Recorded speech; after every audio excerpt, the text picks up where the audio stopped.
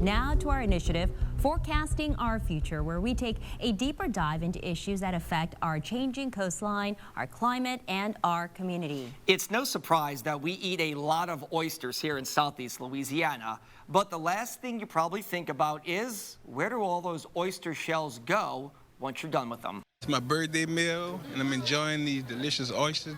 Every day, 1.3 million Louisiana oysters are consumed in the U.S. According to the Department of Health, Louisiana is the top oyster producer in the country. Yet, we have an oyster shell deficit. Most shells removed from coastal waters are not returned, and worse yet, many shells end up in landfills. That's where the Coalition to Restore Coastal Louisiana steps in. Since 2014, the group has been recycling used oyster shells from area restaurants and using them to build oyster reefs in coastal waters. It's just such a good benefit. And so partnering up with them has just been ideal because we're in the seafood business. So it's just, to preserve what we're doing. The shells are then transported from the restaurants to the oyster shell recycling site in Violet.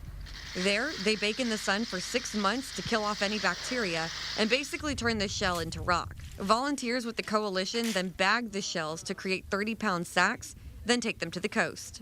Once they bag up these oyster shells, they bring them out here. They put them on a boat. They go about 30 minutes offshore, and then they throw the bags of oysters overboard. All of these shells will start to pile up, and this is where the reef will grow. Baby oysters will attach onto these shells that we have eaten at the restaurants, and from here, the reefs will continue to grow and thrive and protect the lands around it.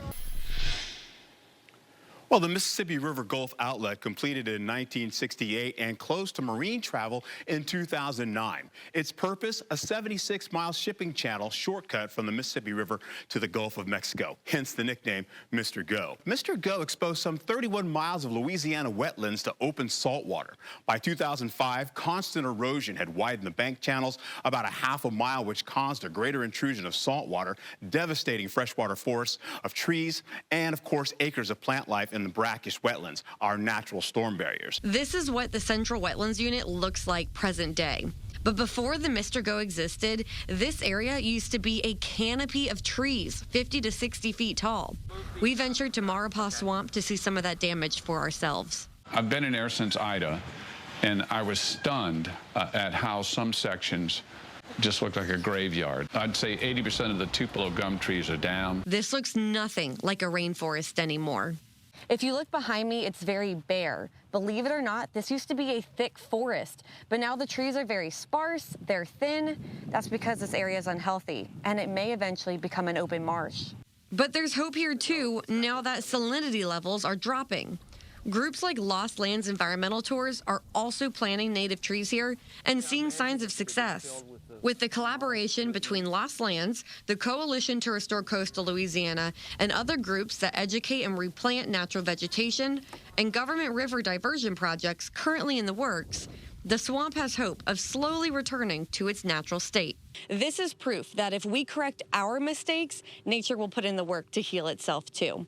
See how this was popped out? Yep. You can't use it no more. Robert Doria has called Araby home for 70 years. It sounded like a jet engine, and things started shaking. Robert and his girlfriend were just feet away from where the worst of the tornado hit.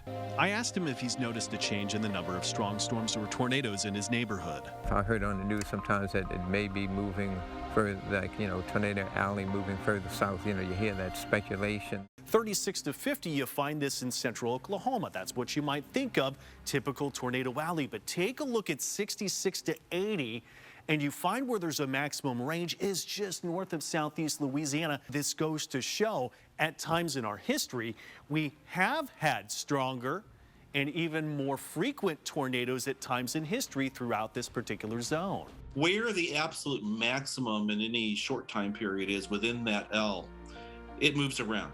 The facts are, anywhere east of the Rockies up to the Appalachian Mountains will experience tornadoes.